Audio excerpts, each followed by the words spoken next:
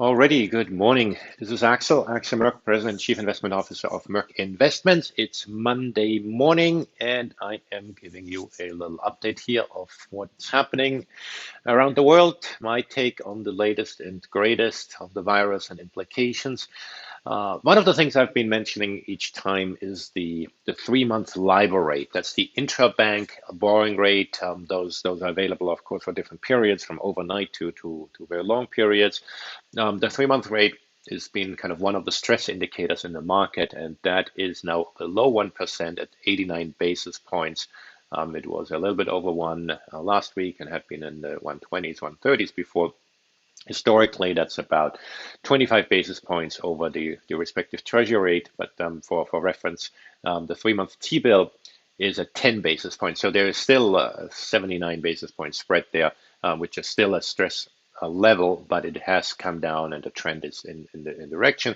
The Fed funds rate is at 4 basis points, so that has been quite low, and the bond market is weaker today. We have the 10-year down 14 ticks, and the 30-year a full point and 17 ticks. And all of that is in the context of equity markets around the world that are reasonably strong. The Euro Stoxx 50 is currently up 1.7%. The FTSE is up 90 basis points. The CAC 40, the French index, up 1.5%. The Nikkei was up 2.7%. And the CSI in China was up 68 basis points. All of this in the context of oil prices down today. West Texas crude is currently down $4.30. That's down a little, almost 26% at 12.58. And Brent crude is at 19.60. That's down about 8.5%. And so in that, though, the dollar is weaker today. The dollar index is actually, it was below 100. Now, just as I talk and look on the screen, it's 100.005, it says here. And so I see the Australian dollar taking the lead here, up 1.3%, and the weakest currency is the Swiss franc, 26 basis points down.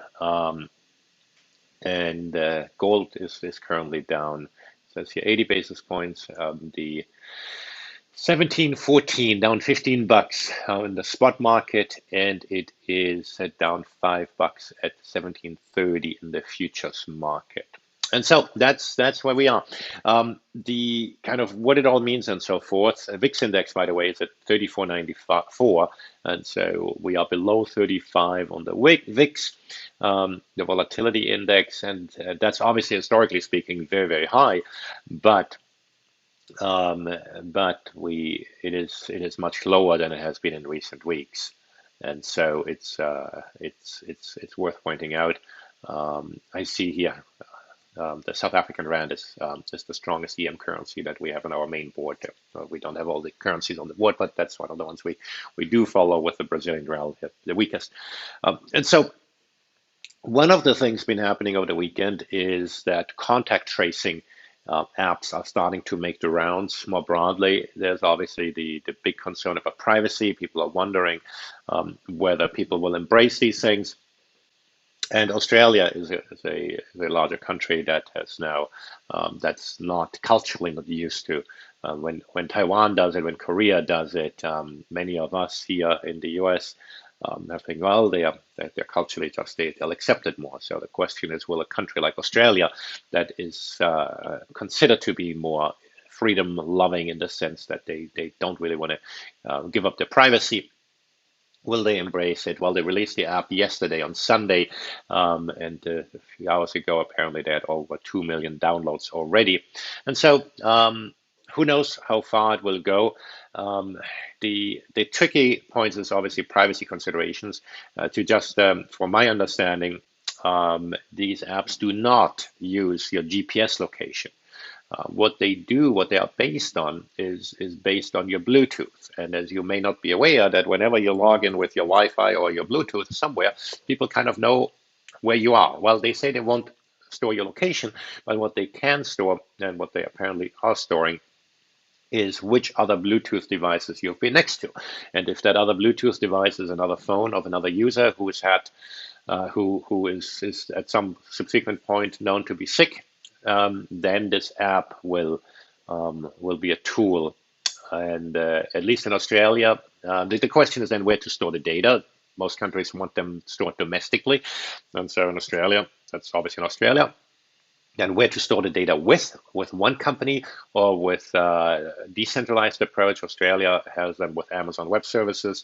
European countries are debating that they don't like to put the data all into one hand, and so those are the sort of things that will delay it. And then who has access to the data? In Australia anyway, it appears to be the health officials only.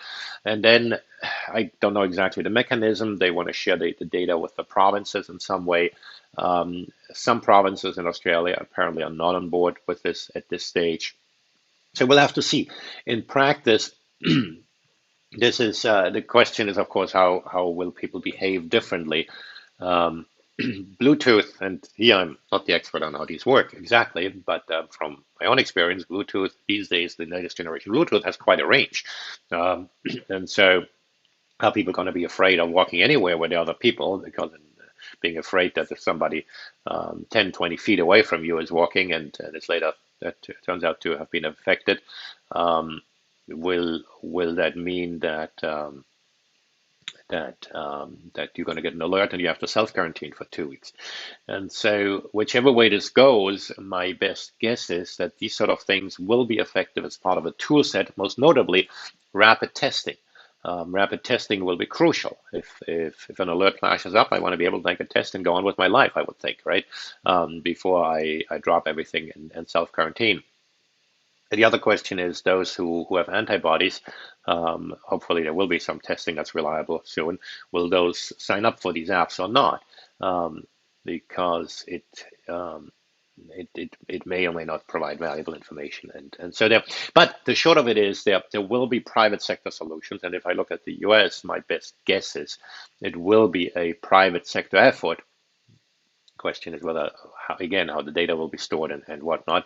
My best guess is again that the U.S. government or some states might regulate these things, but in the absence of regulations, there will be some private sector solutions on how these things will be handled, will go about, and so we'll have to see. Part of the reason I mention all this is because we do need to get to next phase. And I don't know how that next phase has to look, but the current phase is not sustainable in the US. Everybody I talk to sees in their local neighborhood that people are easing restrictions, even if the government hasn't eased restrictions. Traffic is picking up on the roads. People are not locking down as much anymore. They are taking what they deem to be the practical steps. And so, in the meantime, of course, testing hasn't ramped up as much as the statistics show that they have ramped up. But if I go by our local testing center here, a one here at Stanford, big tents and very little traffic. Still need a doctor's referral and whatnot. But maybe behind the scenes there's some magic being done. But in the absence of that, if we just start going back to normal, we'll go right back to square one. In the meantime, get emails from, for example, the office building where once upon a time we used to work, right? Well, it's a high rise, right? How do you manage the flow in the elevator? I'm not too concerned because I work East Coast hours. But if I ever dare to use the elevator at 9 a.m., noon, or 5 p.m., those are busy, right? At 5 in the morning when I go to work, it's not a problem. And so we'll have to figure out how that's all going to work. So we'll see. A few other things I have charted down. Wall Street Journal has a very interesting article about Carnival Cruise Lines. This is not an investment recommendation on them or any other security. And while I'm at that, let me just give you some beautiful disclosure here. But the reason why this article is relevant, I have mentioned that the government is now the lender of first resort. That why bother? Warren Buffett or Charles Munger at Berkshire Hathaway have said their phone is not ringing off the hook. Well, that Wall Street Journal article is very illuminating. That there's a company, obviously huge stress on the company because their cruise ships are the focal point, public focal point, and the place where people apparently have been able to get the virus. And so they organized a private sector package, high yield, a very high yield, to move on, right? To function and to survive. And maybe down the line they would have had to restructure some of the debt. Who knows? But fear not, the Fed has come in, and because of the Fed's facilities, they have been able to dramatically reduce their borrowing costs. And the question is this right or is this not right? Now, clearly, when the Fed does anything really, it's a very crude thing. It's a sledgehammer approach. And fear not, with hindsight, will criticize why did this company need to get money? Why did that company need to get money? Um, the same thing with the PPP program, the Paycheck Protection Program. Why do certain companies take that money? There will be a lot of backlash in the months and years to come as people are digesting of who has jumped to grab that money.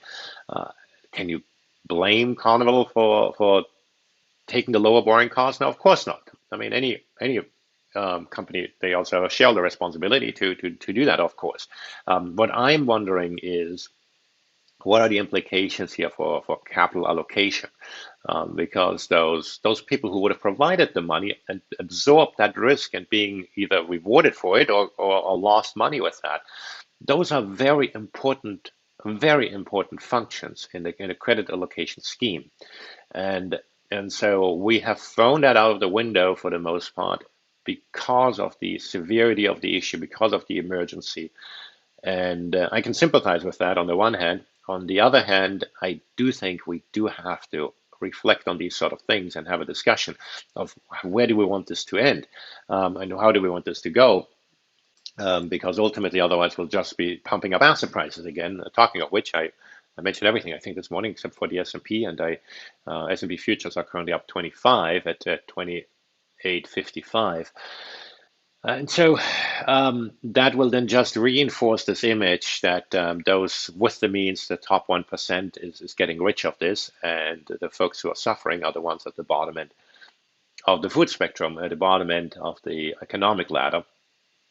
Um, Let me give you an anecdote. We talk a lot about, or we talk a lot here. I don't talk about it much, but we all have seen restaurants that have been shut down. We have all seen fast food places that are kind of busy. At McDonald's, I get by. There's long lines of cars. So I don't know how their business is. Again, no investment recommendation here, but California, we have Togo's sandwich shop, and one of the ones I like to go to. They obviously different franchises are run differently. This particular one, I happen to think is very well run. People love going there, and so I asked the franchisee, the owner there of the franchise, and asked him how business is, and he said, well, business is down about 50%. So I asked him whether he's laid anybody off. He said he hasn't, but he has cut hours, and indeed he was actually training somebody new as well. So they obviously they probably have natural turnover, or they might have people sick or whatnot. Asked him whether he's able to take any money out himself, and he said yes, he has. And so there is somebody who is probably running his franchise as good as he can. Revenue is still down 50%, but he is one of the lucky ones in that he is able and will be able to survive and whatnot. But the other end, also on the positive side, have an anniversary coming up, and I said, well, hey, we got to go to a nice restaurant, which of course we can't do, but I did check on being able to take out food from a nice restaurant, and indeed, I found one. If you're here in the Bay Area, the Fleet Street Cafe is the one I chose. In any case, they have an online menu. They're open Wednesday through Sunday, and the prices are as high as ever. And odds are, of course, they'll make much less money because you're almost certainly not going to buy your alcohol from there. A glass of wine, it's much cheaper to take your own bottle. So as much as you may love them, you're not going to pay 3, 4, 5 times as much for your glass of wine. But one of the nice things they had is after you make an online reservation, they encourage you to give to a charity, and that charity, they hooked up with a charity to provide meals for first responders.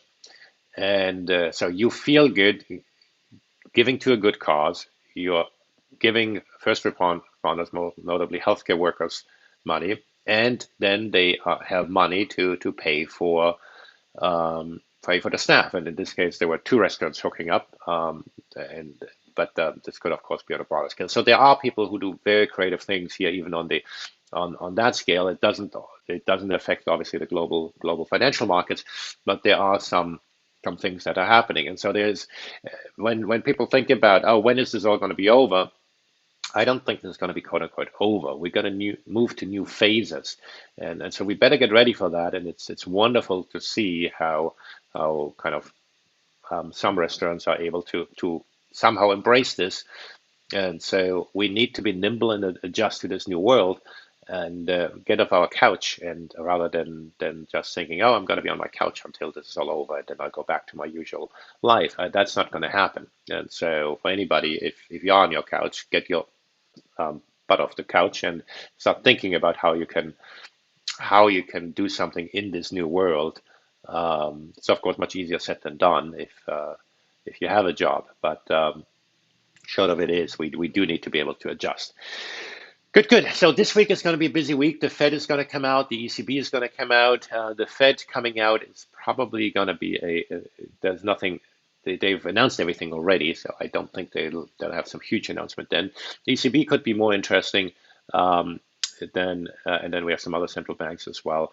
And so we'll see what's going to be. And I'll give you an update as the week moves along.